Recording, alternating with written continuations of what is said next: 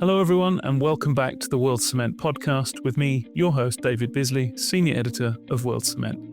In this episode, I'm delighted to be joined by Dr Katherine Romanak, Research Professor in the Bureau of Economic Geology at the University of Texas at Austin. And today we're going to be delving into the S part of CCS, namely storage. We're going to take a look at the challenges, both practical and political, as well as exactly what happens to the CO2 once it's underground. Registration is now open for World Cement's decarbonisation-focused conference, Envirotech. Taking place in London on the 15th to the 18th of March next year, Envirotech is the cement industry's leading decarbonisation conference. Featuring an agenda packed with leaders and technical experts working at the cutting edge of the cement industry's decarbonisation efforts, multiple networking events, a full exhibition, and a luxury venue in the heart of one of the world's great cities, Envirotech is not to be missed. Head over to worldcement.com/Envirotech to register today and join your peers at the heart of the decarbonisation discussion. I hope to see you there. Katherine, welcome to the World Cement podcast. It's lovely to have you with us today. Thank you, David. As always, we like to begin with a proper introduction. So, Katherine, please tell us a bit about yourself and the work that you do. Sure. So I am a geologist. More specifically, I am an environmental geochemist. Okay. And for the past 18 years, I have been working at the Gulf Coast Carbon Center at the Bureau of Economic Geology in carbon capture and storage. And what I work in is the storage part of that technology. And so what I've been doing is trying to understand how the CO2 stays in the ground and how it may impact the environment if it leaks. And I've also been developing monitoring technologies, being able to track the CO2 to make sure that it stays where we put it. Okay, excellent. Thank you.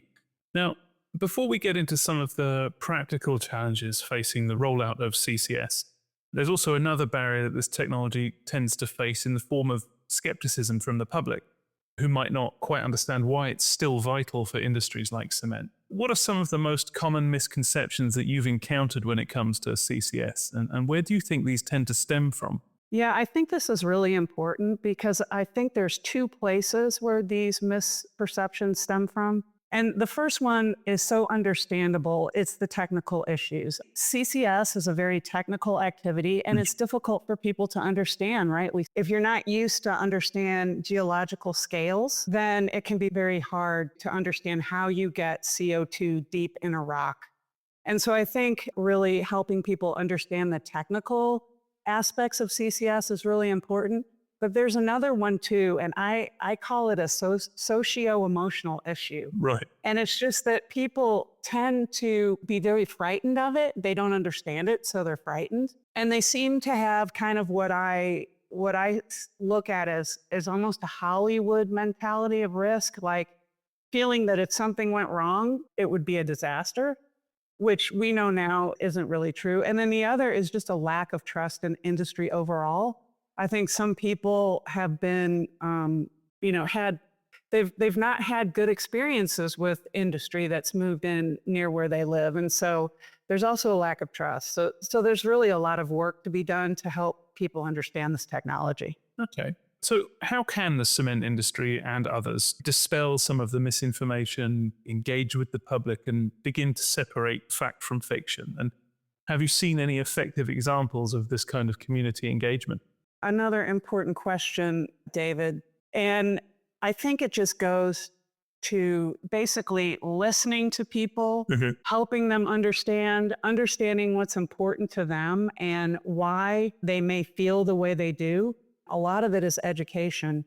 I actually did a study where we did a survey to try to understand the answer to this question as deeply as we could. And one of the interesting things that we found out is that there seems to be two generally different types of people. There's one type of person that likes science, likes to consume science media, likes to try to understand science, and is interested in it. And then there's another group of people that not so much, they're not as interested in science, and they might not feel as self-confident with scientific subjects. And so what we found is that for the people that maybe have a harder time understanding science, what they tend to go to for their information is people in their community that they trust. Okay. So one of the things that we've been able to do is to talk to the leaders in communities that actually do have an ability and a want to understand science, and then let them take that message and that information to their communities. And we found that to be a very good way of outreach and helping people understand better.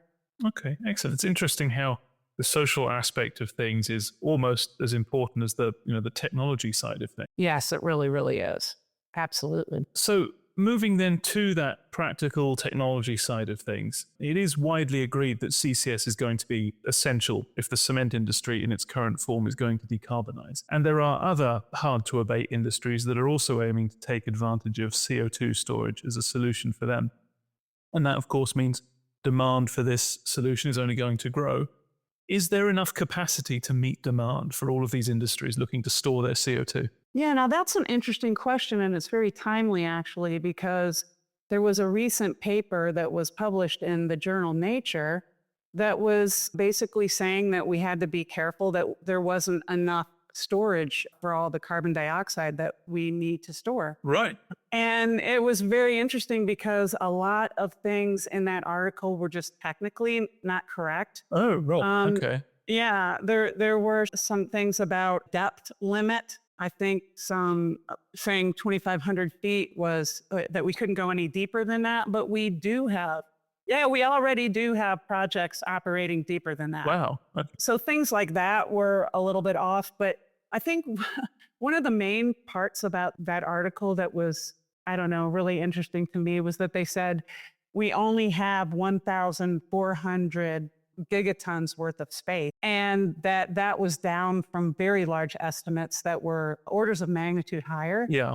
But in fact, actually, the IPCC has always said that around 1,000 gigatons of storage is all that we need. So if they're saying 1,400 gigatons of space, then that's actually an upscale from what the IPCC says. Right. Yeah. So obviously we want to manage this resource as best we can. Yeah. But I do think that's not a problem. Most of our estimates are telling us very squarely that we do have enough space for all the emissions that we need to store. Okay. Excellent. It's interesting to see how there's been that disagreement effectively. Yeah. Yes, and it is, and you can see it right now online. You can see the arguments that are coming up pro and against that paper and what was said in that paper. Fascinating. Yeah. On this sort of similar topic, in a previous article that you wrote for World Cement, you mentioned that on this note, we've already stored something like 200 million tons of CO2 underground across various different projects. So sticking with the practical side of things, how exactly does the storage process work? Is it just a case of finding the right geology and pumping it into the ground? Well, no, there's quite a lot more to it than that. I thought so. But yeah, however, you're right. The geology, of course, is the main condition that we care about, which is, we have to be able, we need enough space for whatever we're trying to decarbonize. We need to make sure that the CO2 will go in and that will stay there. So that's the geology side. But there's also the transport side as well. Wherever the facility is that we're trying to decarbonize, we're going to have to transport that CO2 to the suitable storage site. And so that's another thing, because transport is also a cost. And of course, we want to keep costs low. So there's a lot to it. We're thinking about when we capture the CO2 from an industrial flue stack of any kind, there may be some impurities that come into the stream. What types of impurities or other trace gases can we allow in that stream? We're thinking about that a lot. And we're also thinking about, the risk and how we manage any risk. And so all of these things are going into these decisions. There's a lot of decisions to be made. As CCS grows and more industries want to decarbonize, we're also thinking, especially in the United States, where CCS has really taken off and there's many projects coming in, that we want to make sure also that these projects don't interact with each other in the subsurface. So there really is a lot of considerations, and the project developers are really taking this very seriously, making sure that the whole project, from the capture to the transport to the storage, is done safely and responsibly. Okay, excellent. And following on the chain then, what exactly happens to the gas once it's underground? What kind of chemical processes are going on? Right. So, first of all, interesting enough, it's not a gas when it's injected. So, when we strip the gas out of the flue stack, we then compress it into a liquid. Right. And this is one of the considerations that we have because in general, 800 meters deep is the place where that CO2 will remain as a liquid. So we pump the CO2 liquid at least 800 meters deep, where it actually enters the pore space in between the grains of the rock. Right. There's a lot of misunderstanding about how this works. So I'm glad you're asking me this because I think it's really important for people to understand it's extremely deep and the CO2 goes in between the grains of the rocks. There, it becomes residually trapped in the little spaces. And I'll tell you why. The CO2 is actually what we call the non-wetting phase. And what this means is that there's already salty water residing in the pores of those rocks. And so when the CO2 comes in, it pushes that salty water aside, it invades the pore, and then more salty water comes in behind it. It encapsulates the drop of CO2 in a blanket of water, Okay. where it then dissolves. So then it becomes dissolved, and then eventually over time, it will become a mineral. So there's many different mechanisms within the subsurface that is trapping that CO2, and it happens almost immediately. Okay, excellent. Now, some of the concerns raised regarding underground storage, and we touched on this a little bit earlier, are reminiscent of those that come up whenever something like fracking is mentioned. Things like contamination of groundwater. What kind of research has been done into analyzing these risks? Is there something we need to be worried about? Another great question, David. So first of all, it's really important to understand that fracking is very different than CO2 storage. Mm-hmm. So in fracking, what we try to do is just create small cracks in the rocks that will then release the gas that we can then produce. And CCS is actually the total opposite of that. So we're trying to keep the gas in the ground.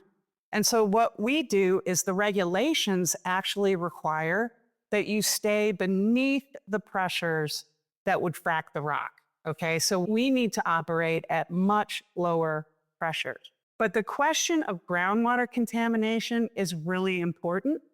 And what I would love people to understand is that we had those exact same questions about 25 years ago when we started studying CO2 storage. And this has been one of my main focuses as well, is to understand this. Of course, carbon dioxide in your water is not a problem.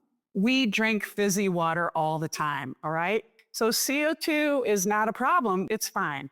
But what we were concerned about was that if CO2 got into a drinking water aquifer, the pH would lower, you would get carbonic acid forming, and then that carbonic acid could either dissolve minerals and release some trace metals, or could actually take trace metals that are kind of attached to the grain surface and mobilize those metals into the drinking water. And so we put every single scientific approach that we had to try to understand this question. So one of the things we would do is we would bubble CO2 in the laboratory. We would bubble CO2 into beakers that held the rocks and the water from various aquifers. And then we would look to see what metals were released. We would also do this in the field. We would use shallow controlled releases where we would actually inject CO2 very shallow in order to make it leak so that we could then study it.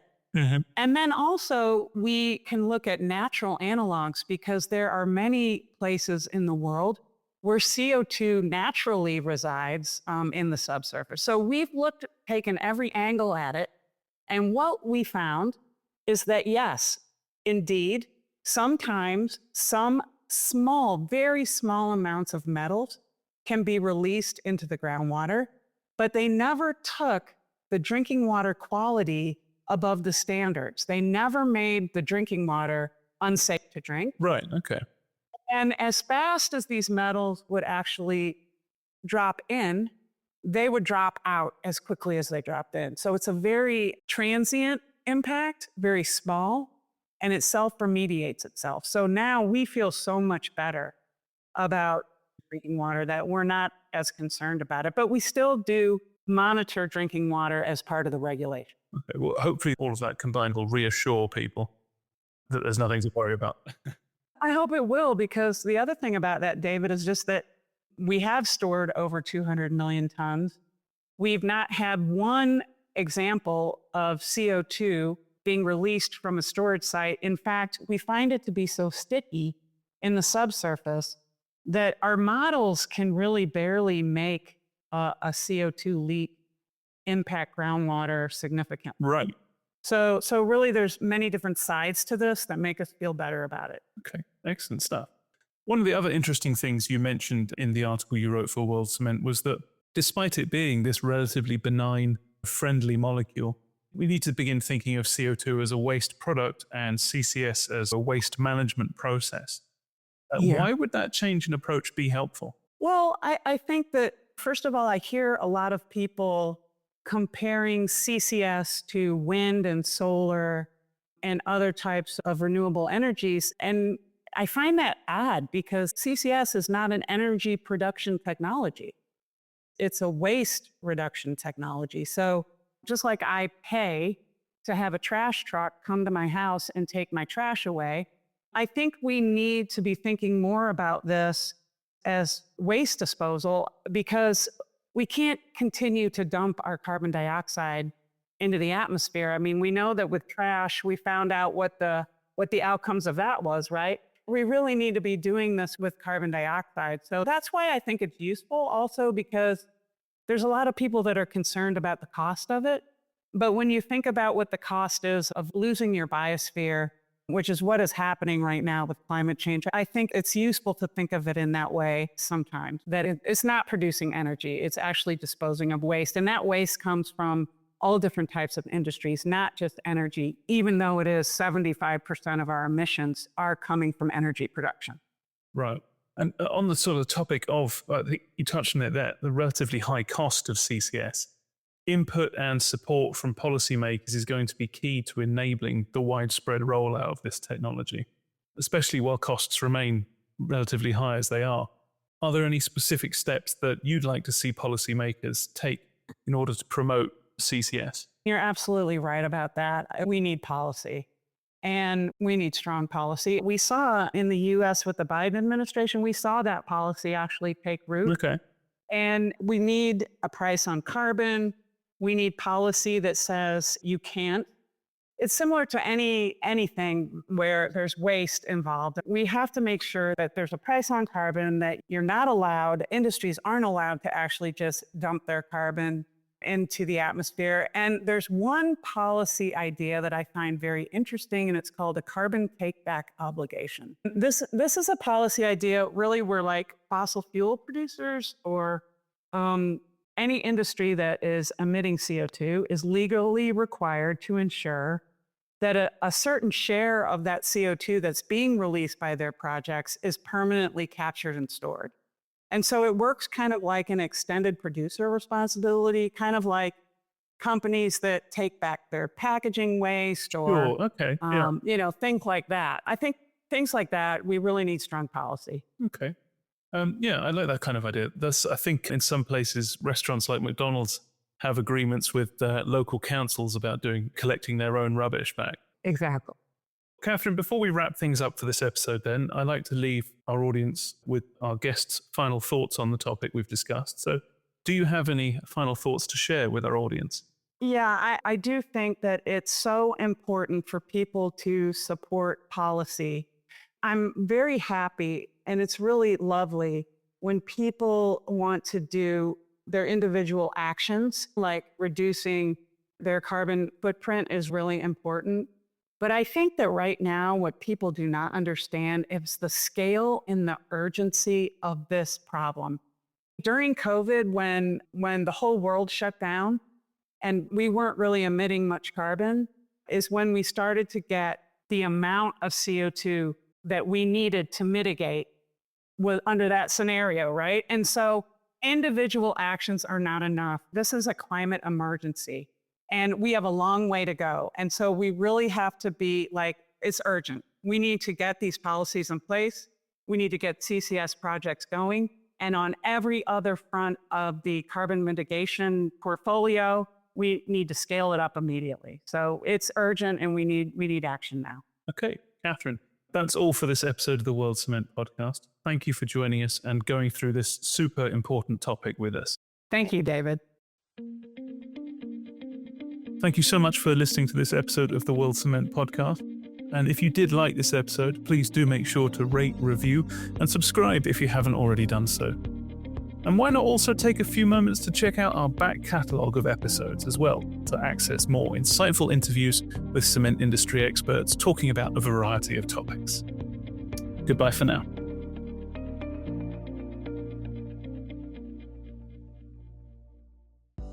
Registration is now open for World Cement's decarbonisation-focused conference, Envirotech. Taking place in London on the 15th to the 18th of March next year, Envirotech is the cement industry's leading decarbonisation conference. Featuring an agenda packed with leaders and technical experts working at the cutting edge of the cement industry's decarbonisation efforts, multiple networking events, a full exhibition, and a luxury venue in the heart of one of the world's great cities, Envirotech is not to be missed. Head over to worldcement.com/Envirotech to register today and join your peers at the heart of the decarbonisation discussion. I hope to see you there.